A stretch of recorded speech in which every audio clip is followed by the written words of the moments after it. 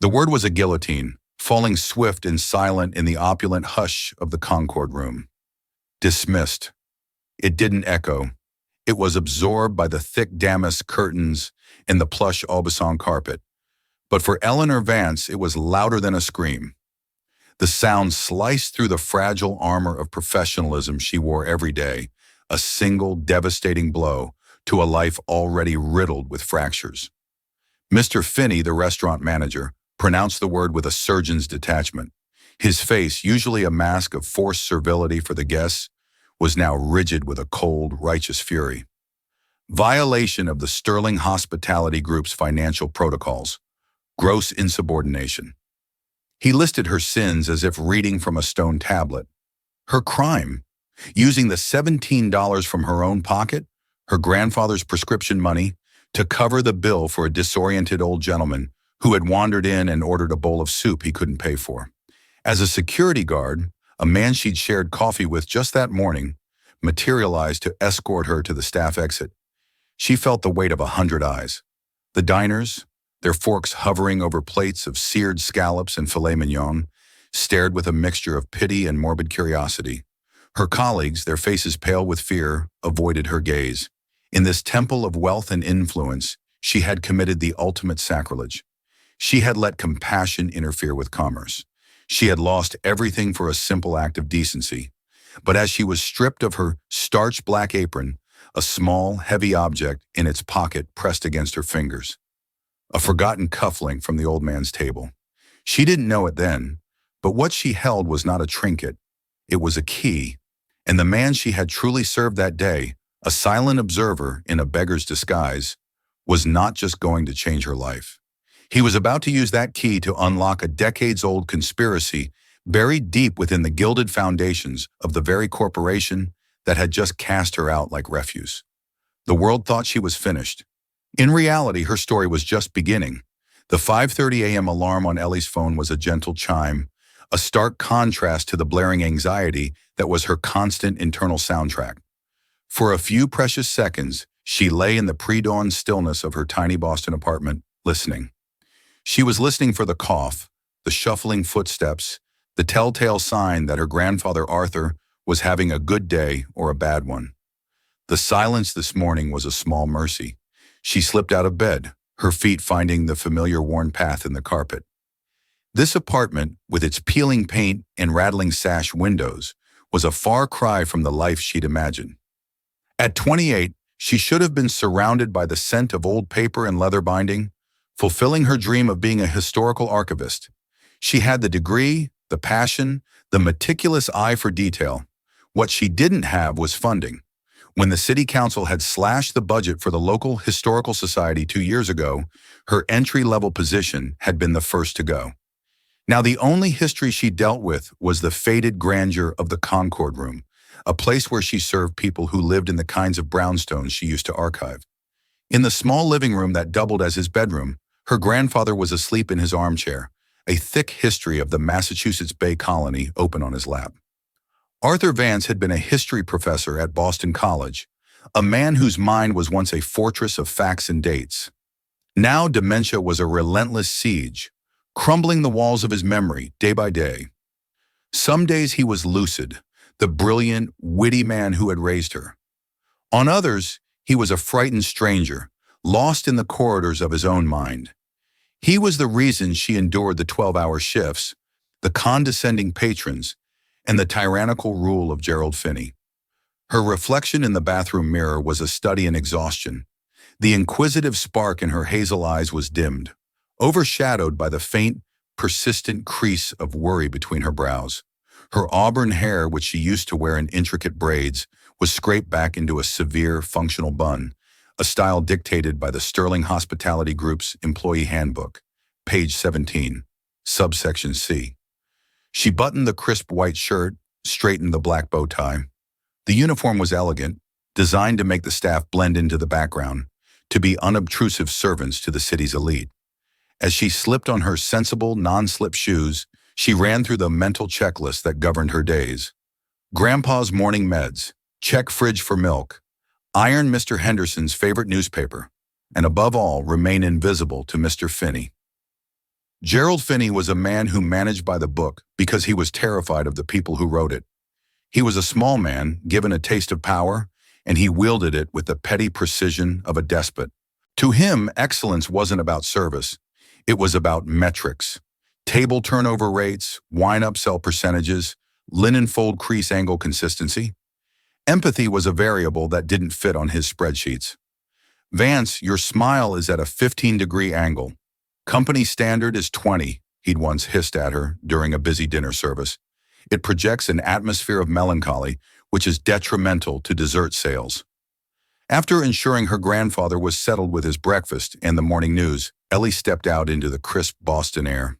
The walk to the hotel was a journey between worlds. She left her neighborhood of triple-deckers and corner stores and entered the hallowed streets of Beacon Hill, where gas lamps still flickered and window boxes overflowed with immaculate blossoms. The Concord room was already a hive of silent, frantic preparation when she arrived. The scent of lemon polish, fresh brewed coffee, and baking bread filled the air. Maria, another waitress, was meticulously arranging silver forks, her movements tight with stress. "Heads up," Maria whispered without looking up. "Finney's been on a tear since 6. The regional director is rumored to be doing a surprise walkthrough today." Ellie's stomach clenched. A visit from corporate turned Finney from a petty tyrant into a full-blown inquisitor. He would scrutinize every polished glass, every crumb, every word spoken. Today would be a tightrope walk over a pit of fire. "Wonderful," Ellie murmured, tying her apron with practiced efficiency. "Just what the soul needs." The breakfast rush was a ballet of controlled chaos.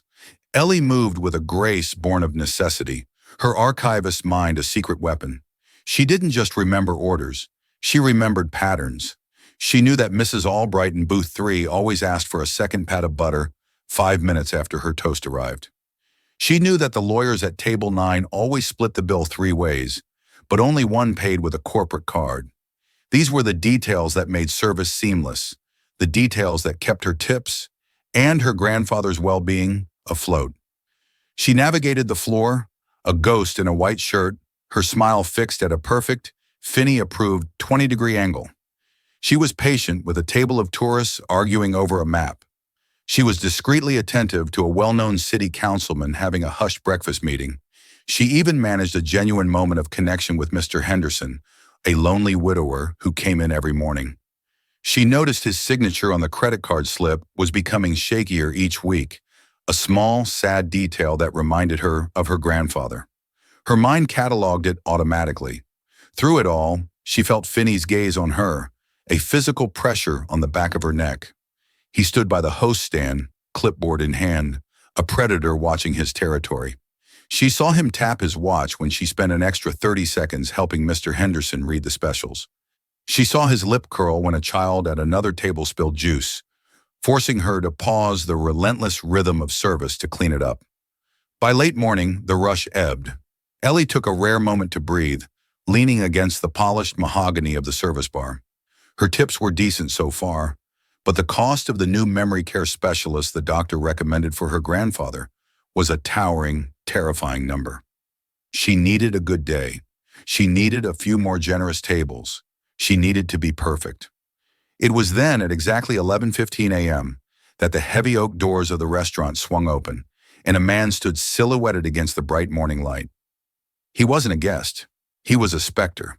His clothes were threadbare, his face obscured by a grizzled beard, his eyes holding a wild, haunted look.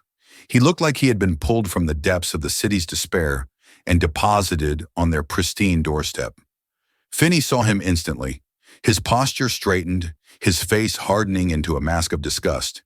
He took a half step forward, ready to summon security, to excise this blight from his perfect, polished world. But another man, sitting alone at a small, undesirable table near the service entrance, also saw him. This man was dressed just as poorly, a silent figure who had been nursing a single cup of coffee for over an hour. He watched the scene with an unnerving, intelligent stillness. Before Finney could act, Ellie moved. She had seen that specific look of lost, frayed confusion before. She had seen it in her own living room, in her grandfather's eyes on his worst days. This wasn't aggression, it was disorientation. Acting on an instinct honed by love and sorrow, she picked up a water carafe and a menu and walked towards the door, placing herself directly in Finney's path. She didn't address the man with suspicion or alarm. She spoke to him in a low, calm voice, the same voice she used with Arthur. "Sir, it seems you might have taken a wrong turn. Can I help you find where you're going? Perhaps a glass of water?" The disoriented man flinched, but her gentle tone seemed to tether him to reality. Finney froze, his mouth agape, his face turning a dangerous shade of purple. To him, this was not an act of compassion. It was an act of treason. The battle for the Concord room had just begun, and Ellie had no idea she was being watched by a man who owned the entire board. The lost man, who seemed to be in his late 70s, blinked at Ellie, his eyes a watery, clouded blue. He clutched a crumpled piece of paper in his hand. "Is this, the Parker house?" he asked, his voice thin and reedy, a ghost of a Boston accent clinging to the words. "No, sir. This is the Concord room at the Sterling Hotel," Ellie replied softly, deliberately ignoring the furious heat she could feel radiating from Finney behind her. "The Parker house is a few blocks over. It's an easy walk. Would you like me to write down the directions for you?" He looked down at his shoes, a flush of embarrassment coloring his wrinkled cheeks. "Oh, my wife, she loved the rolls here. At the Parker house." He spoke of his wife in the present tense, a common slip Ellie recognized from her grandfather's conversations about her long-deceased grandmother. "I'm sure she did. They're famous," Ellie said, her smile gentle. She decided to take a risk, a calculated defiance of the unwritten rule to keep undesirables out. "You look like you could use a rest before you walk over. Please let me get you a bowl of soup. On the house, just to warm you up." Before the man could respond, Finney was at her side, his hand clamping down on her arm like a vice. His fingers dug into her flesh. "Miss Vance," he hissed, his voice a venomous whisper meant only for her. "My office. Now." To the old man, he adopted a tone of magnanimous authority. "Security will see you out, sir. We can't have you loitering." Ellie pulled her arm away, her own temper flaring. "He's not loitering, Mr. Finney. He's just confused." "And you are out of line," Finney shot back, his eyes like chips of ice. He signaled to the security guard, who began to approach the old man with a weary reluctance. The entire exchange was observed with quiet intensity by the other poorly dressed man at the corner table. He sat hunched over his coffee, seemingly invisible, but his eyes missed nothing. He noted Ellie's deft handling of the confused man. He noted Finney's immediate escalation. He noted the flicker of fear and then defiance in Ellie's expression. He was a collector of such details. The old man, frightened by the approaching uniform, began to back away. No, I'm sorry to bother. I'll just go." He fumbled for the door, his movements clumsy with panic, and scurried out into the street. The crisis was averted, but the room remained thick with tension. The silent observer in the corner slowly, deliberately, raised a hand to signal for his check. It was Ellie's section. Her heart was still pounding, her arm throbbing where Finney had grabbed her. She knew a vicious reprimand was coming. Forcing her professional mask back into place, she walked over to the corner table. "Here you are, sir," she said, placing the small bill folder on the table. The man looked up at her, and for the first time, she got a clear look at his face. He was younger than his ragged clothes suggested, perhaps in his early 40s. His beard was unkempt, but his eyes were a startlingly sharp, analytical gray. They held a depth of perception that seemed entirely at odds with his appearance. "You handled that with grace," he said, his voice a low, gravelly baritone that was also incongruous with his persona. Ellie gave a tight, weary smile. "Thank you. Some people just get a little lost sometimes." "And some people are too quick to build walls," he mused, looking past her towards Finney, who was now straightening his tie, composing himself after the incident. The man reached into a tattered coat pocket and pulled out a small, worn leather pouch. He fumbled inside, his movements seemingly awkward. "I'm afraid I only have..." He pulled his hand out. It was empty, save for a few coins. He began patting his other pockets with growing agitation. "My wallet. It must have fallen out. I don't have enough." The coffee was only $3, but his panic seemed genuine, his face flooding with a deep, humiliating shame. This was a test, though Ellie didn't know it. Company policy was brutally clear. In case of non-payment, the manager must be notified immediately. No employee was to use their own funds. It was grounds for immediate termination. Finney was watching her like a hawk, his arms crossed, a smug, anticipatory look on his face. He knew she was in an impossible position. To follow the rules would be to subject another person to the humiliation she had just tried to prevent. To break them would be professional suicide. She looked at the man's frightened eyes. She thought of her grandfather. She thought of the $17 in her pocket, earmarked for the pharmacy. It was the only cash she had. Making a decision that felt both insane and absolutely necessary, she gave the man a tiny conspiratorial nod. "Don't you worry about it," she whispered, her back to Finney. "It's been a strange morning. Let's just say the coffee is on me today." She walked to the register, intending to pay the $3 herself when Finney was distracted.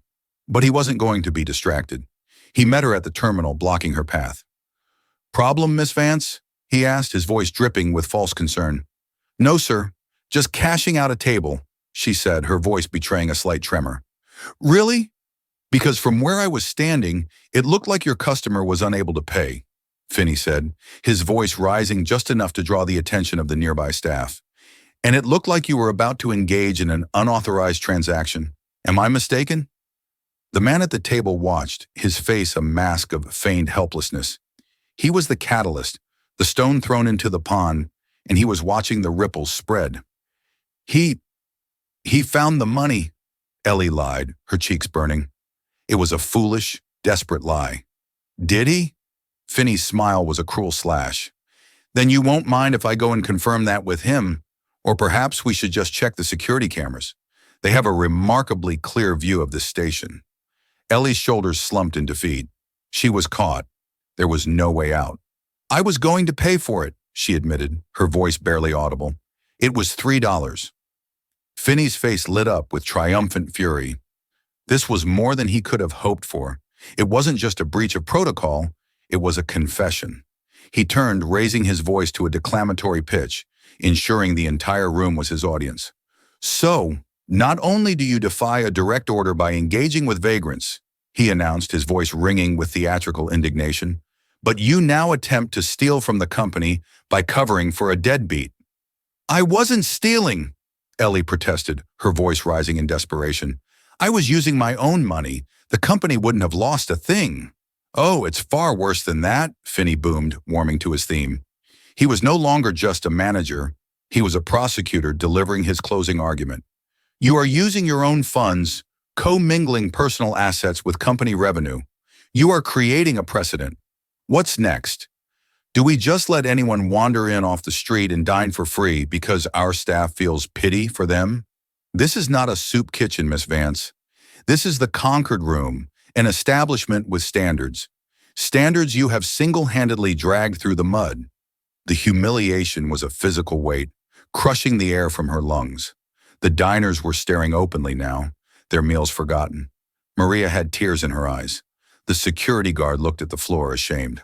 "Mr. Finney, please," she begged in a whisper. "Don't do this." "Do this?" He laughed, a short barking sound.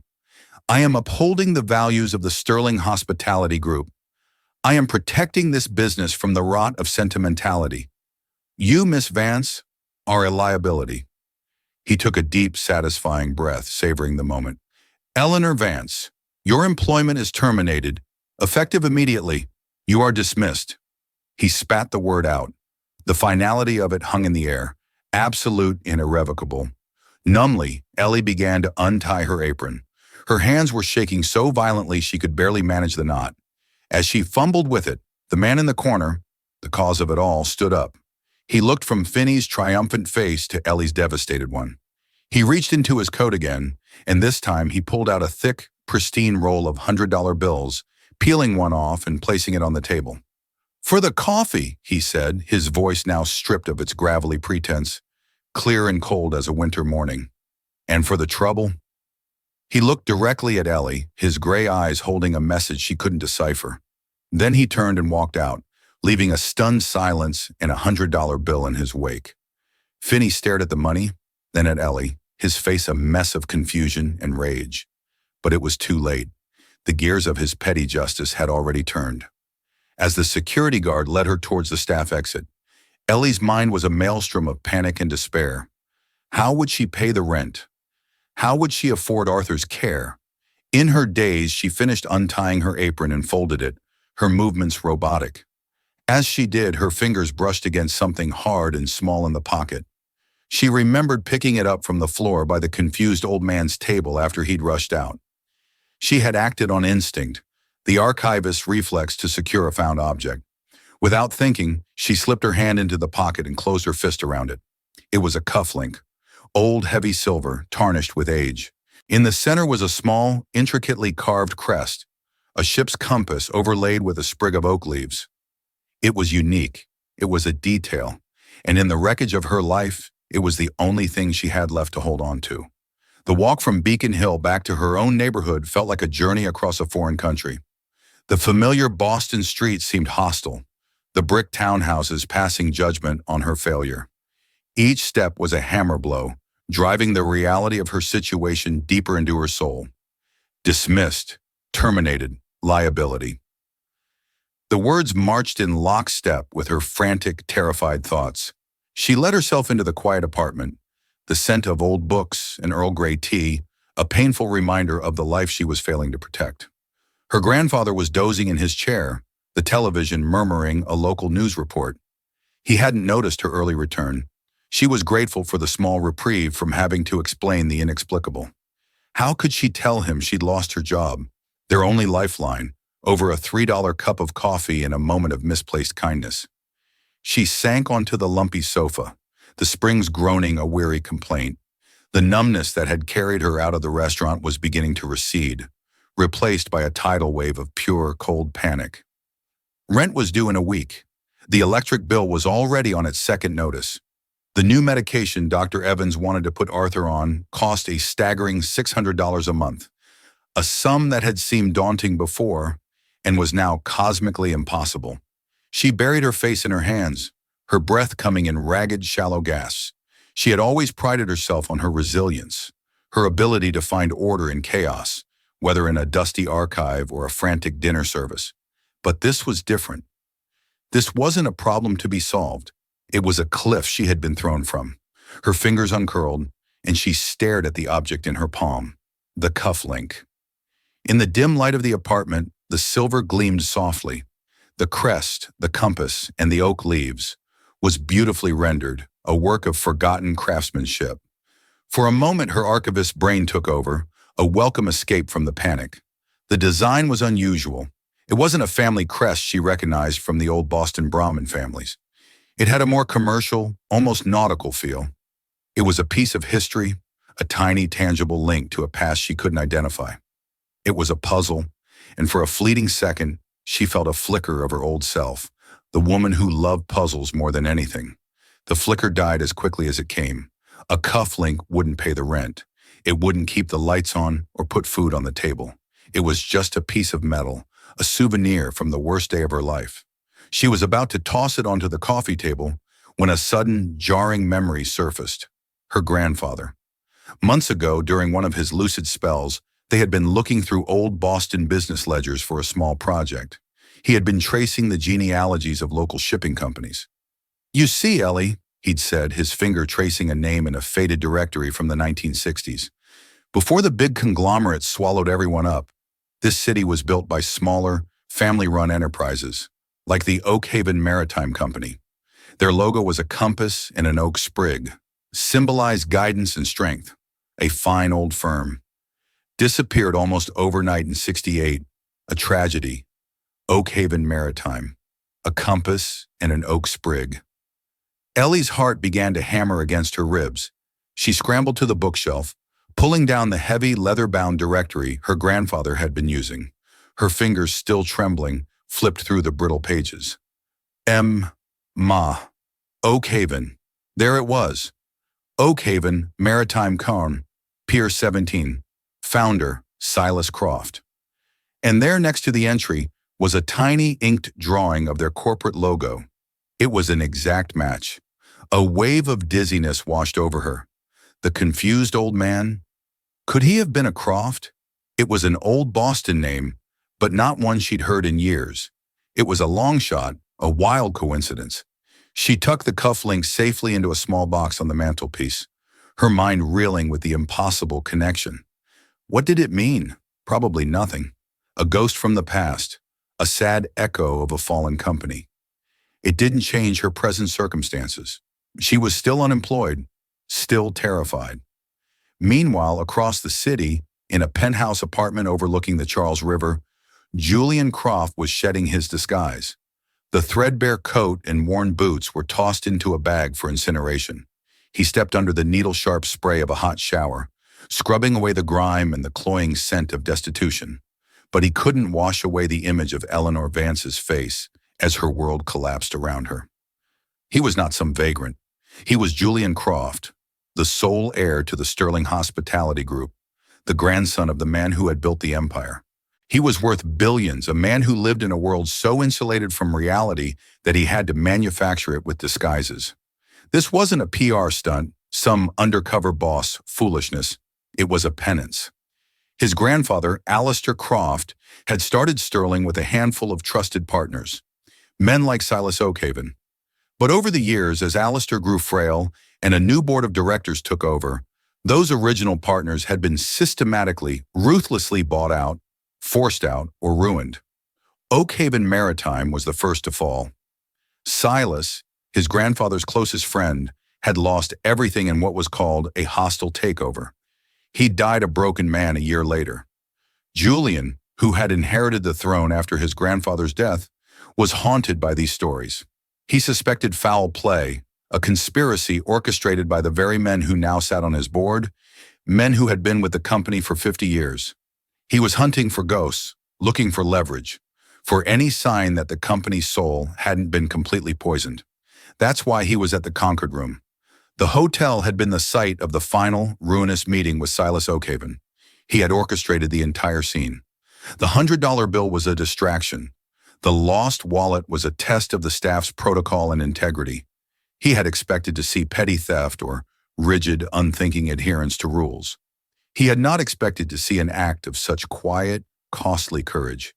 He had not expected Eleanor Vance, and he certainly hadn't expected the other old man.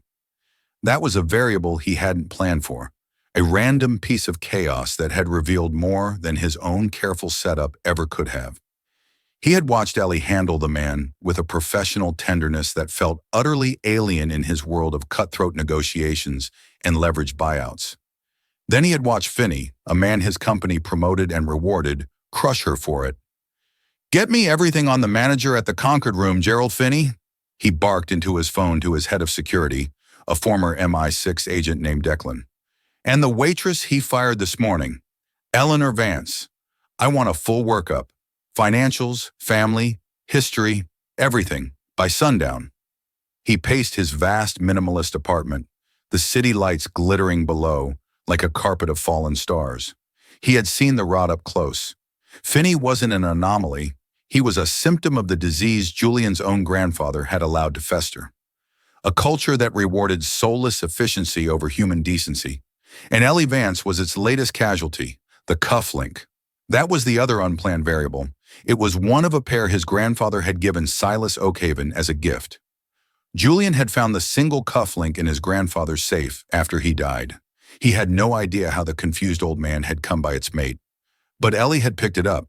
Declan's surveillance team, positioned across the street, had confirmed it. She had the other cufflink, a tangible link to the past he was desperately trying to unravel. By evening, the file on Ellie landed in his secure inbox.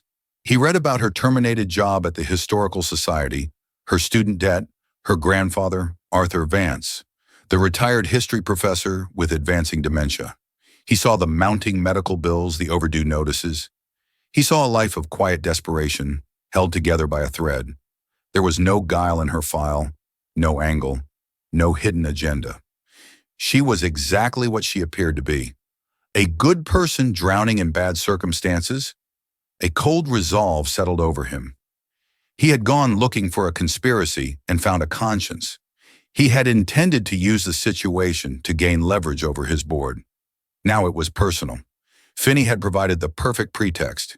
He would return to the Concord room tomorrow, but he wouldn't be returning as a beggar. He would be returning as a king, ready to reclaim his kingdom. And his first royal decree would be to seek out the woman who, in his world of calculated risks, had made the ultimate uncalculated gesture. He needed that cufflink, but he was beginning to suspect he needed something more from Eleanor Vance.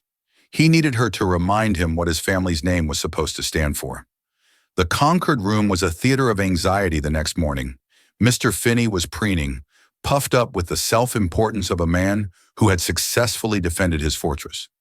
He had made an example of Eleanor Vance, and the remaining staff moved with the terrified, silent efficiency of a beaten army.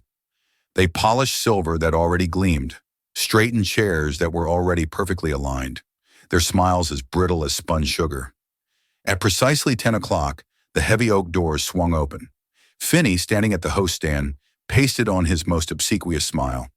"Welcome to the con," he began, the words dying in his throat. Standing in the doorway was a man who radiated an aura of such immense power and wealth that it seemed to suck the very air from the room. He was dressed in a bespoke navy suit that whispered its expense rather than shouting it. His face was clean-shaven, his dark hair impeccably styled.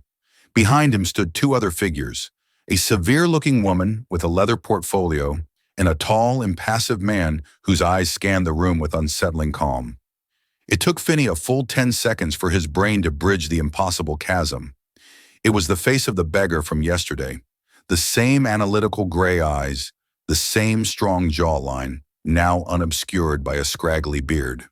"You," Finney stammered, his face draining of all color, turning the color of old parchment.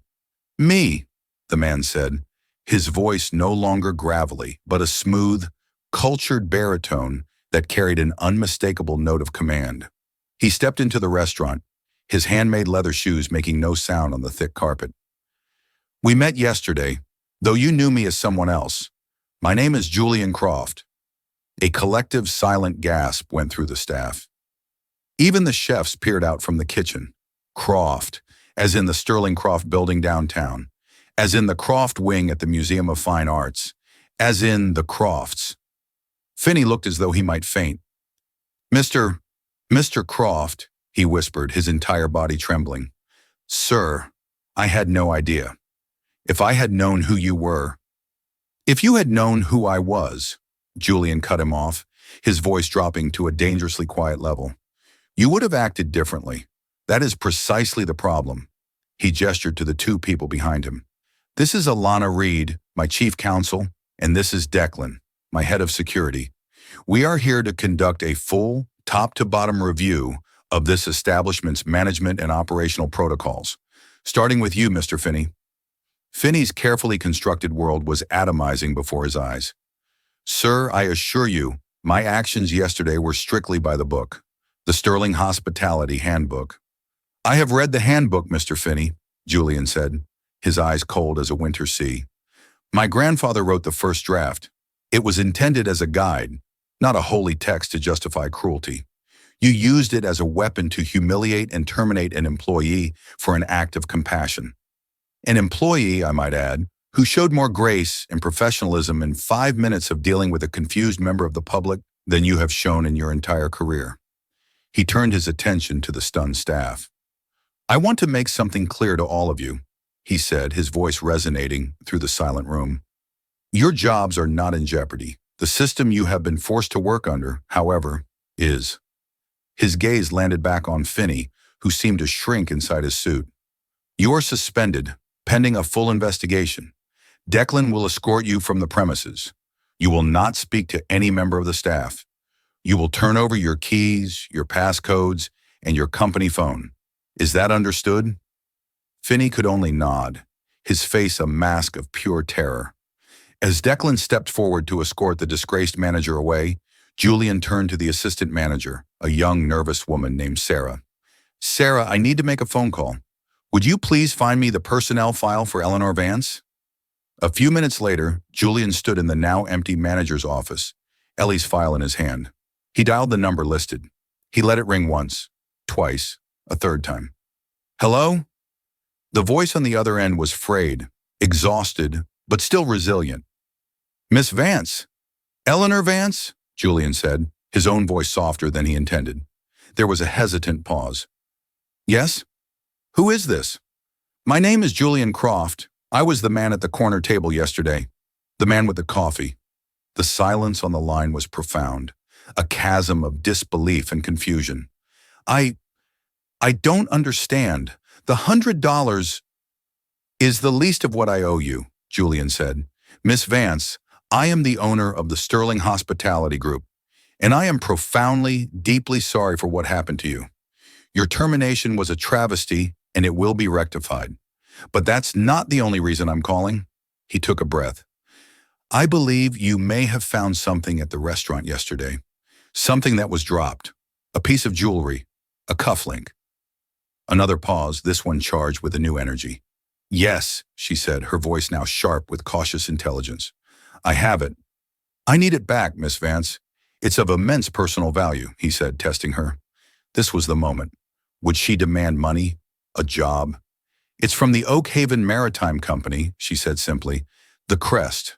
It was their corporate logo, circa 1960. Founded by Silas Croft." Julian felt like he'd been struck by lightning. He had expected her to recognize it as valuable, not to identify its specific, obscure historical origin. His entire plan, his cautious approach, his carefully constructed test, she had just bypassed all of it with a single stunning display of knowledge. "How? How could you possibly know that?" he asked, genuinely amazed. "I'm an archivist," she said, a note of pride returning to her voice. "Or I was. It's my job to know things like that, to see details others miss." In that moment, Julian Croft realized his hunt was over. He hadn't just found a kind waitress. He had found his missing piece. He had found the one person in the world who could see the clues hidden in plain sight. "Miss Vance," he said, his voice filled with a new, urgent purpose, "I need you to come back to the hotel. Right now. We have so much more to talk about than your job. I'm not just offering you your position back. I believe you and I have some history to uncover." When Ellie walked back through the doors of the Concord room an hour later, it felt like stepping into an alternate reality. The staff, who had shunned her yesterday, now looked at her with awe. The assistant manager, Sarah, rushed to offer her coffee, her hands trembling slightly. And Julian Croft was waiting for her, not as a beggar or a CEO, but as a man with a puzzle he couldn't solve alone. He led her to a quiet, secluded booth, the same one where visiting dignitaries were often seated. The power dynamic had been irrevocably inverted. "Please," he said, gesturing for her to sit. He sat opposite, his gray eyes fixed on her, no longer veiled by disguise but open and intense. "Before we discuss anything else, I want you to accept my formal apology. What you did yesterday was a profound act of kindness. What my company did to you was a profound act of cowardice. I intend to fix it." Ellie, still reeling, simply nodded, placing the small silver cufflink on the polished table between them. "You said it was important." "It is," Julian confirmed, his gaze dropping to the object. "It belonged to Silas Oakhaven. He was my grandfather's best friend and original business partner. He was also the first man my grandfather's company destroyed after the new board took over." He leaned forward, his voice low and conspiratorial. "Ellie, may I call you Ellie? I didn't inherit a company. I inherited a crime scene with a 50-year-old cold case. My grandfather's partners were all pushed out, their companies absorbed for pennies on the dollar, their families ruined. It was all legal, all written down in contracts and shareholder votes. But it was wrong. I believe a man on my current board of directors, a man named Marcus Thorne, who was the company's junior counsel back then, orchestrated it all. But I have no proof, only stories, whispers." He looked from the cufflink back to her face.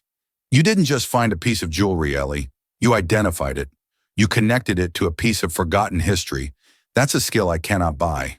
That is a talent I desperately need." Ellie was beginning to understand. This wasn't about a job. It was about justice. The archivist in her, long dormant, began to stir. "What are you proposing?" she asked, her voice steady. "I'm not proposing you come back as a waitress," he said. "That would be an insult to your abilities. I'm proposing a new role. I want to hire you as a private consultant, a historical researcher for me, personally. I want you to use your skills to dig into the Sterling Group's past. I'll give you full access to the company archives. The real ones. The ones in storage nobody has opened in decades. I want you to look for discrepancies, for hidden clauses, for anything that Thorne might have buried. I'll pay you a salary that will not only take care of you and your grandfather, but will allow you to hire the best possible care for him.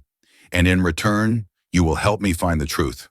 It was an offer so far beyond the realm of possibility that Ellie felt a giddy, disorienting sense of vertigo. To go from being fired in disgrace to being hired as a corporate archaeologist in less than 24 hours was impossible. And yet here it was. It was a chance to do what she loved, to use the skills she was so proud of. It was a chance to trade her apron for an archive box. More than that, it was a chance to restore not just her own dignity, but the dignity of men like Silas Oakhaven. It was a story that needed to be uncovered. A slow smile spread across her face, the first genuine, unforced smile in years. It reached her eyes, and the spark that had been dim for so long flared back to life. "When do I start?" she asked. The journey that followed was not one of instant victory, but of painstaking, methodical work. The Concord room was just the first domino to fall. The investigation into Finney's management uncovered years of petty cruelties and staff mistreatment, leading to his permanent dismissal and a complete overhaul of the hotel's leadership. But that was merely housekeeping for Julian. The real work began in a cavernous, climate-controlled storage facility in Charlestown, a place Julian hadn't even known his company owned. For weeks, Ellie lived among ghosts. She breathed in the dust of forgotten ledgers. Her fingers grew stained with the ink of old contracts, and her eyes strained against the flickering light of a microfiche reader. Julian had given her an office, a team of assistants, and an unlimited budget. But the real work was something only she could do. It was the work of seeing the patterns, of connecting the seemingly unconnected. She found it not in a dramatic, smoking gun document, but in the margins. It was in the changing signatures of Alistair Croft on late-life contracts, signatures that grew shakier, less confident, while the signature of the witness, Marcus Thorne, remained bold and consistent. It was in a series of property acquisitions, all handled by a shell corporation whose address traced back to a law office where Thorne's brother was a partner. It was in the fine print of the Oakhaven Maritime Buyout Agreement, a hastily added codicil, signed on a day Alistair Croft was documented to have been hospitalized, that surrendered all future claims and intellectual property rights. Julian, for his part, worked the human angle. Armed with the leads Ellie was uncovering, he began to track down the children and grandchildren of the other ruined partners. At first, they were suspicious, seeing him as the face of the enemy that had destroyed their families. But Julian was patient. He didn't come with offers of money, but with a quiet request for their stories, showing them the evidence Ellie had found, proving he was seeking justice, not just absolution. He was a different kind of Croft, and slowly they began to trust him. The final piece of the puzzle came from a place neither of them expected: the confused old man who had dropped the cufflink. With the help of Declan's team, they identified him as Thomas Oakhaven, Silas's son. He was suffering from the same dementia that afflicted Ellie's grandfather, living in a state-run nursing home. They had almost dismissed him as a dead end, but Ellie insisted on visiting him. She sat with him not as an investigator, but as a granddaughter. She didn't press him for information. She simply talked to him about old Boston, about the tall ships that used to fill the harbor, using the same gentle techniques she used with Arthur. On their third visit, as she was describing the crest on the cufflink, something flickered in his clouded eyes. "The key," he whispered, his voice raspy. "My father, he said the compass always points to the key." He tapped his worn-out leather belt.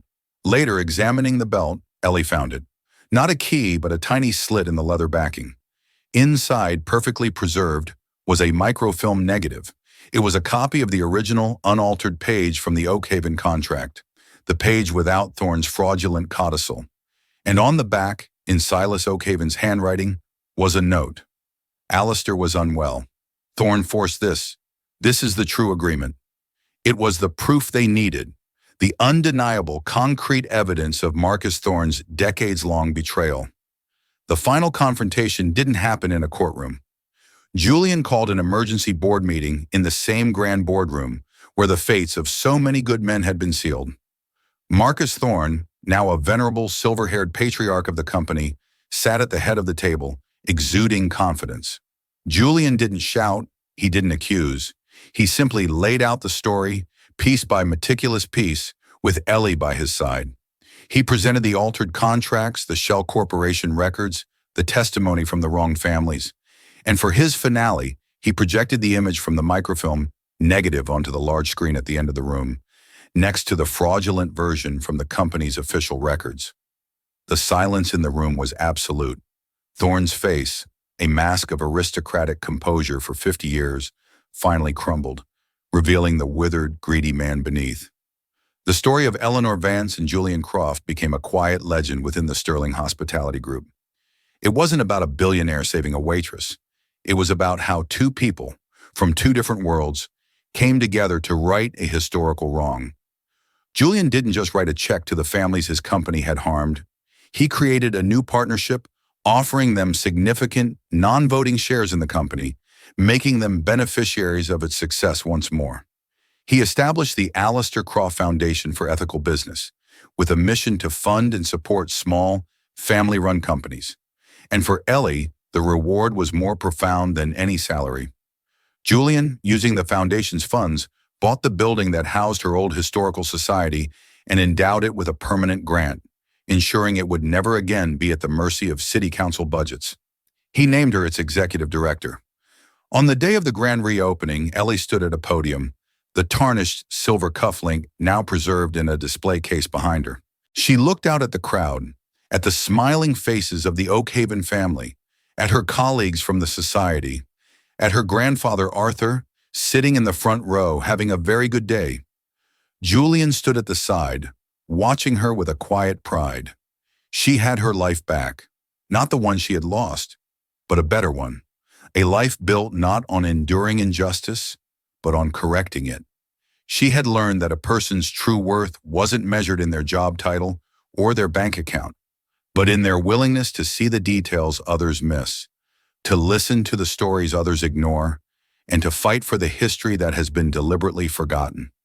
In a world that often rewarded cruelty, she had proven that the most powerful assets a person could possess were a clear eye, a steady hand, and a compassionate heart.